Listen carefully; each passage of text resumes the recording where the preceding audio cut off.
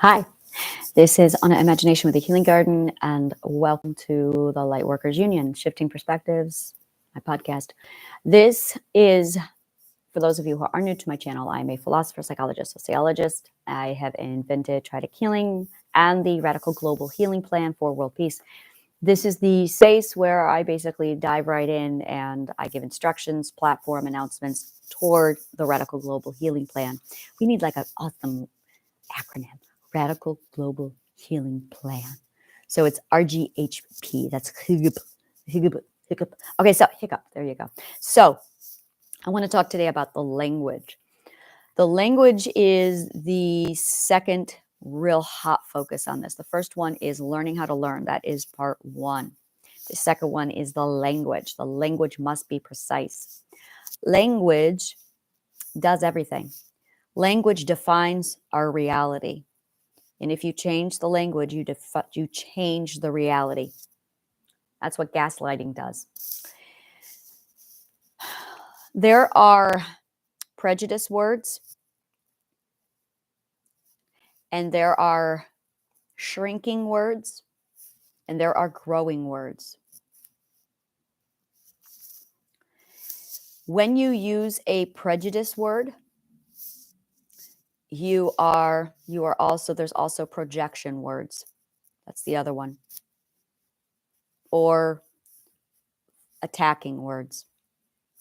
When you use prejudice words, and I'm not talking about racist terminology, I am referring to words that cultivate, because words cultivate. That is the lesson of all of this. Words cultivate. So if you use the word, you're creating it. Prejudice words cultivate prejudice. These words, you're not going to like this. These words are feminism and masculine. They are cultivating words. They are prejudice words. And the reason why is because they are extreme black and white. And whenever they are used, same thing with man and woman. This is why I often use the word human people, is because it unites. There is also uniting words. There's prejudice words and there's uniting words. So while prejudice pits us against each other, so we fight against each other, uniting words brings us together, which is why I changed feminine, masculine, man, woman. I changed all of those over to human people. Human people. Shrinking words, and shrinking, there's growing words. Growing words are mostly banned from our culture. On purpose by accident. I'm going to be going over those shortly. Shrinking words are a word like humble, obedient. These are words that we hear and we have heard growing up most of our lives that deliberately make us small and they shrink us. They turn us into obedient little silent submissives. I'm going to be providing lists of all the shrinking words as I've accumulated them up to this point and also going forward, so that when you start recognizing them, you were like, oh, that's shrinking me down. Growing words are what I refer to as the list of banned God words. And these are words like arrogance and words like ego or confidence, pride. These are growing words. And in most cases, when you use them in our society, somebody reprimands you because you're growing. So a lot of us have a lot of shame in our heads associated with growing words. And then we have shrinking words rammed down our throat. Again, this is on purpose. While all of this is going on, we're using a lot of prejudice words and we're removing uniting words from our culture. The other ones are projection words. Projection words are basically cultivating a mindset that it's about accountability, bottom line. These are words that shift our own accountability onto others into blame. And those are your two opposites. There are accountability words and blame words. And right now we are really heavy on the blame words.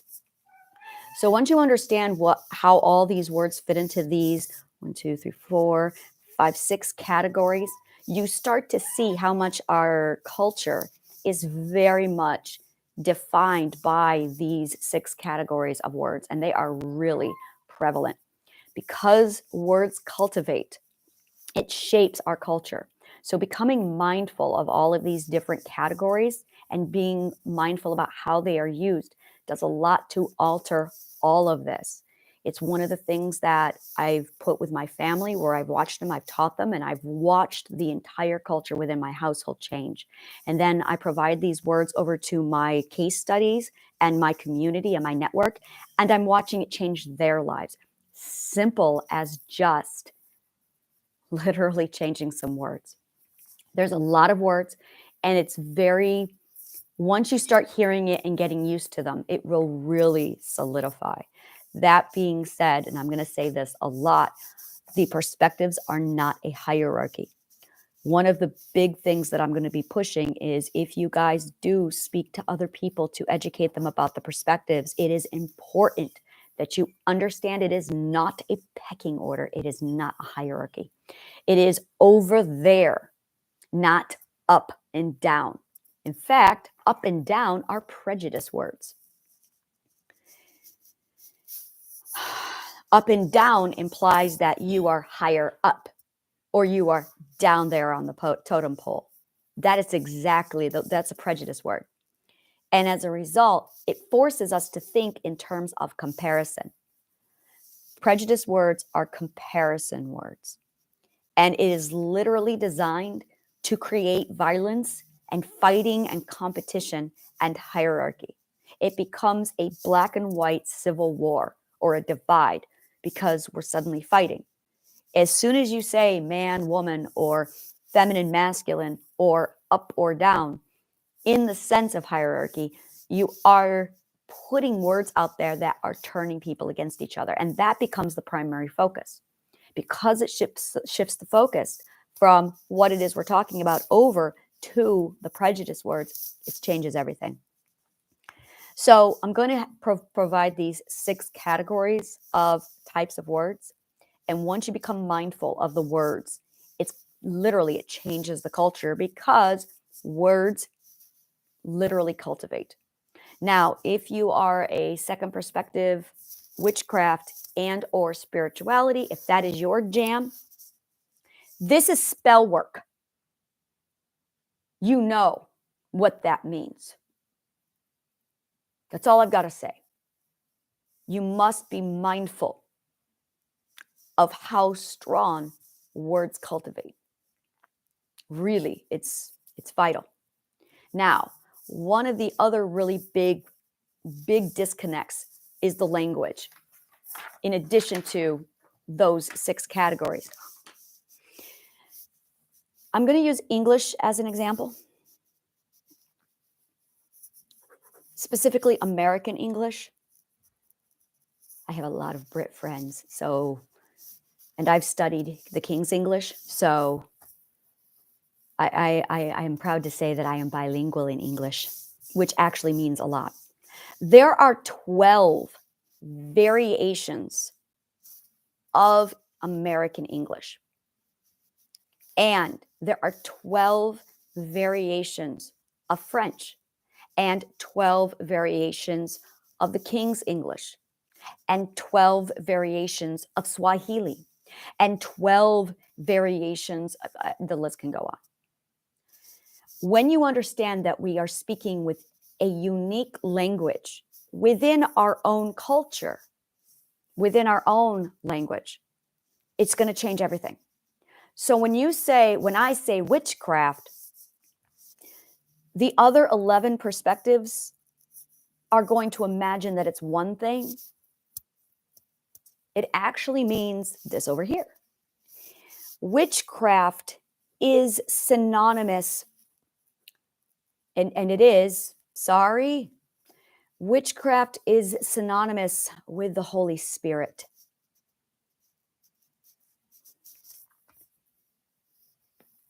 There's a meme going around listing off all of these different things with all of the different, like, atheists call it, I can't remember what they said. I think they call it physics. And scientists call it physics. or the electromagnetic field or energy.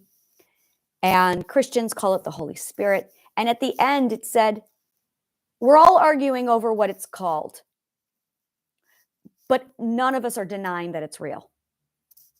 Now, that meme actually shows you the 12 different perspectives. That's it. So when you start to realize that you're all actually saying the same thing, you're just using a different language to communicate the same thing. And the reason why that a lot of people don't think it is because a person who is second perspective has their definition of witchcraft, but a person who is sixth perspective has a different definition of witchcraft. And when you sit down and you actually compare the definitions, you find out that it's the same thing. So we are all suffering from a massive misunderstanding because the language is different. We all have assumed that all of language is understood as one, and it's not. So when you are speaking to someone of a different perspective, you are going to have to ask for definitions. And I experienced this yesterday. I was speaking to somebody and they were talking to me about their spirituality. And I was very much in the student learning mindset. And whenever they said a word that I didn't understand, not that I didn't understand it, but that I didn't understand how they understood it, I had to stop them and ask them, please define this. Magic equals energy equals the Holy Spirit. They just call it something different. That's it. It's the same thing. So while a Christian second perspective would call it the Holy Spirit, a second perspective witch would call it magic.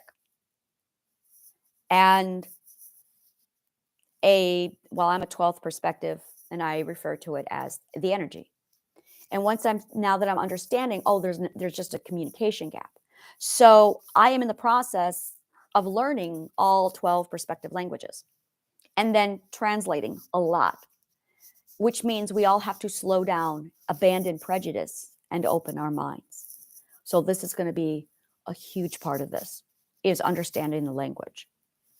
And that's pretty much the two main key points for the language.